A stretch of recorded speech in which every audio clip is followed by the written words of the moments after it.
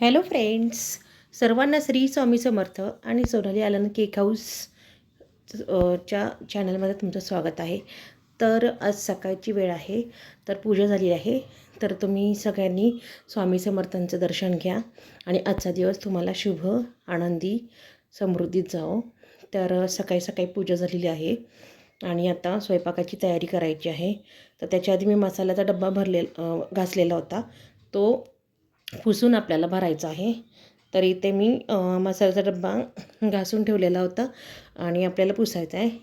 तर स्टीलमध्ये मी मसाले ठेवत होते, पण स्टीलमध्ये मसाल्याचे ते स्टील काळे होतात मसाल्यांनी, त्याच्यामुळे मी प्लास्टिकचा वापरते.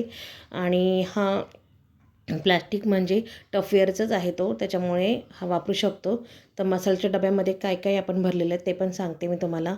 इथे आहे धने पावडर, जिरे, कांदा, लसूण, हळद, गोडा मसाला, लाल तिखट आणि हे. तर अशा प्रकारे आपला मसाल्याचा डबा भरलेला आहे मी. आणि आता आपण वांग्याची तयारी करणार आहे.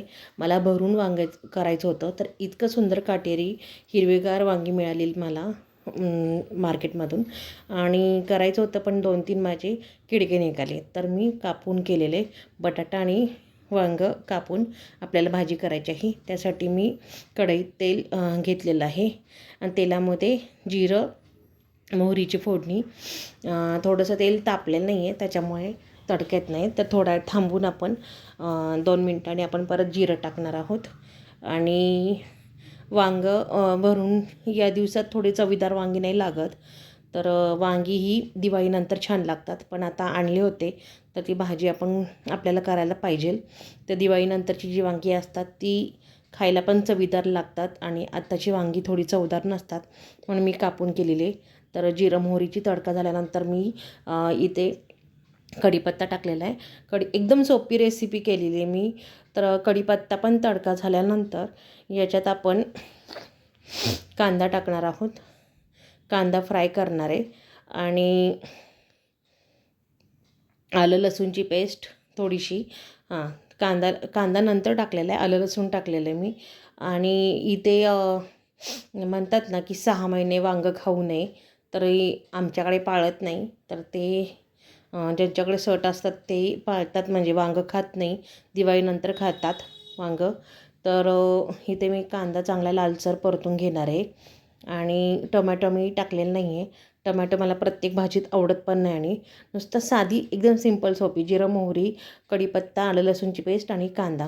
तर कांदा आपल्याला एकदम परतून घ्यायचा आहे लाल होईस्तोपर्यंत. आणि तेल पण चांगलं तापलेलं आहे. थोडं बारीक गॅसवर आपल्याला कांदा लालसर होईस्तोपर्यंत परतायचा आहे. तसंच व्हिडिओ रोज येईल का नाही हे माहिती नाही मला. जसा व्हिडिओ शूट होईल तसा मी अपलोड करत जाईल आणि कम्युनिटीवर पोस्ट पण करत जाईल की व्हिडिओ मी अपलोड केलेला आहे म्हणून. तर तुम्ही माझ्या व्हिडिओला पण लाईक करा, सबस्क्राईब करा. आणि अजून सोनाली आनंद केक हाऊसला तुम्ही सबस्क्राईब केलं नसेल तर चॅनलला सबस्क्राईब करा, व्हिडिओ शेअर करा माझा. आणि कम्युनिटीला पण मी पोस्ट करतच राहील. तर इथे आपण लाल तिखट, धन पावडर आणि गोडा मसाला, थोडीशी अर्धा चमचा हळद टाकलेली आहे. तर हे सगळे घरचे मसाले मी टाकलेले आहेत. नॉर्मली याच्यात मी जे मसाला डब्यात होते ते सगळे मसाले मी याच्यात ॲड केलेले आहे. धने पावडर, लाल तिखट, गोडा मसाला, हळद आणि लाल तिखट. तर अशा प्रकारे आणि हा मसाला चांगला बारीक गॅसवर कांद्यामध्ये एकसाथ मिक्स करून आपल्याला तळून घ्यायचा आहे. आणि चांगला शिजल्यानंतर थोडंसं गॅसची फ्लेम आपल्याला कमी करायची आहे. तर इथे गॅसची फ्लेम कमी करताना माझा गॅस मी उलट्या साईडने बंद केला की पूर्ण जातो, कारण माझं रेग्युलेटर थोडंसं गॅसचं जे बटन असतं ते खराब झालेलं आहे. तर इथे परत गॅस ऑन करून मी आता आपला बटाटा आणि वांगं चिरलेलं फोडणीला घालत आहे. आणि इथे परत हे पण चांगलं परतून घ्यायचं आहे. आणि पातळ भाजी करायची नाही आपल्याला.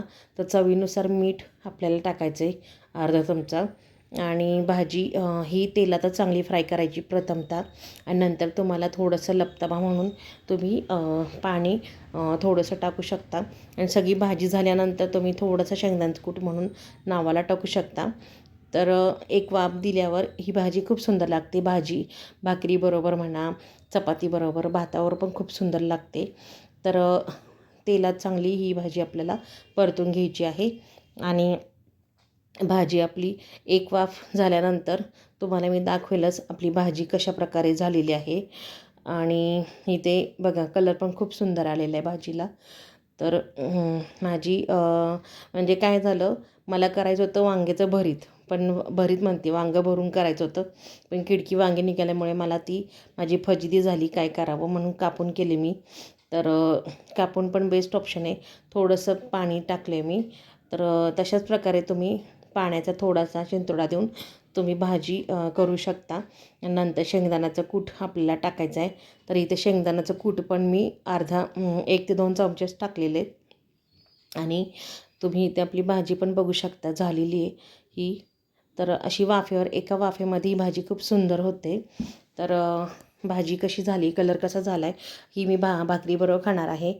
तर आजचा व्हिडिओ मी इथे स्टॉप करते. तर परत भेटू नेक्स्ट व्हिडिओला. तोपर्यंत बाय.